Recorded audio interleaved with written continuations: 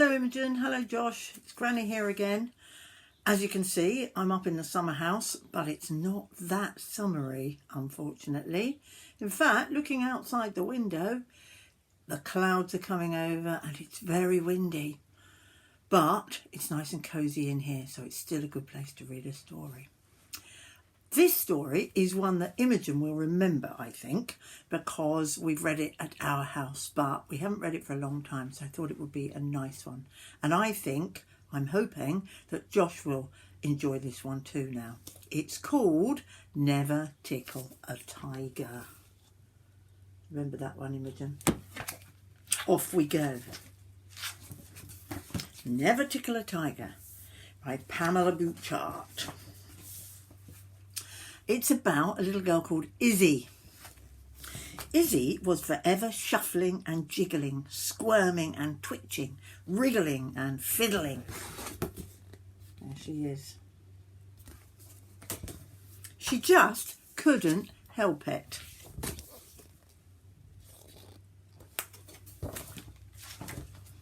It happened at home. Izzy, stop playing with your peas, said Dad. And at school, Izzy, stop painting your pigtails, said Miss Potterhurst. There she is. She's at home and she's at school.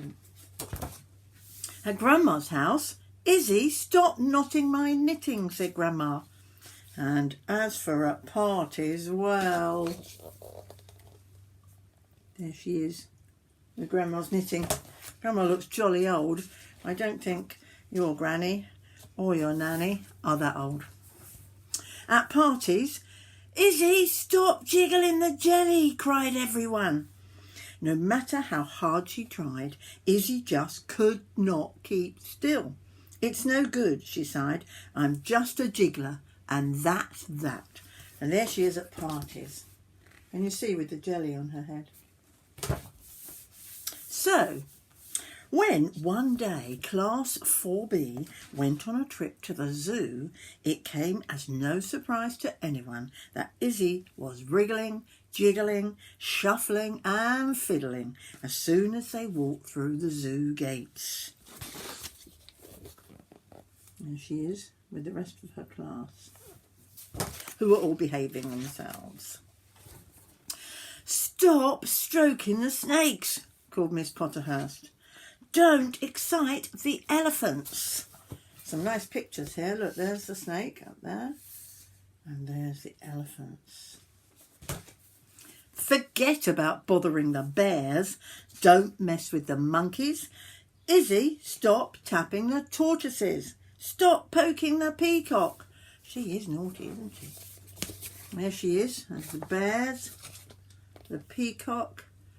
The poor tortoises, they're jolly big tortoises.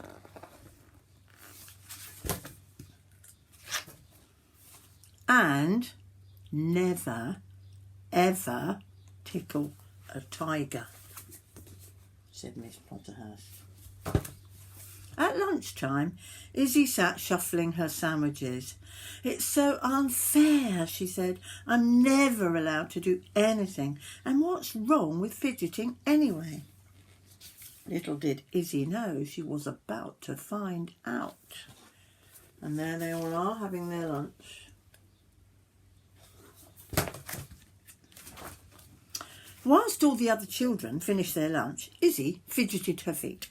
She bounced across the bench, shimmied onto the floor and wriggled under a bush, skipped past the aviary and danced along a path all the way. There she is, dancing along the path to the tiger enclosure. He's a very big tiger, isn't he? I wonder, thought Izzy, and with that she reached out a feather and tickled the tiger. There's a tail, but what you can't see is this opens up into a huge page. I'm going to try and show you. Right, there's the first page. Right roared the tiger. He threw his furry paws in the air, which broke a branch, which startled a snake, who bit a bear, who walloped a walrus, who splashed a sloth, who punched a penguin. And there it is, all happening.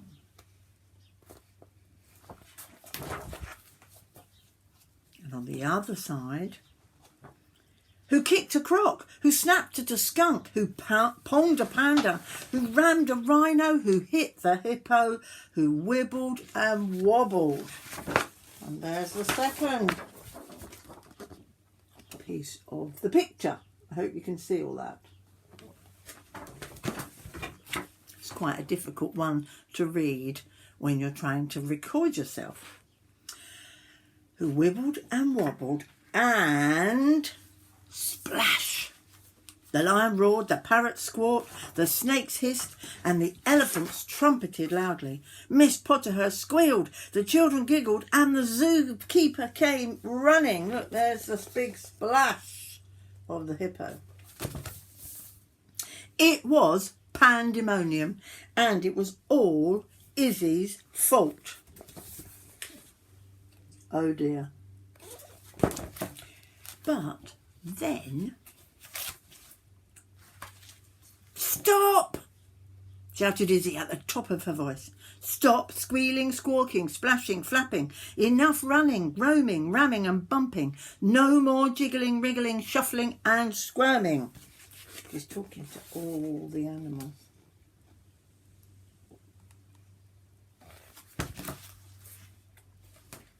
And guess what? It worked. The zookeeper stopped running, Miss Potterhurst stopped squealing, the children stopped giggling, and all the animals went back to their homes. There they all are, going back inside their homes. And as for Izzy, you were right all along, Miss Potterhurst, she said.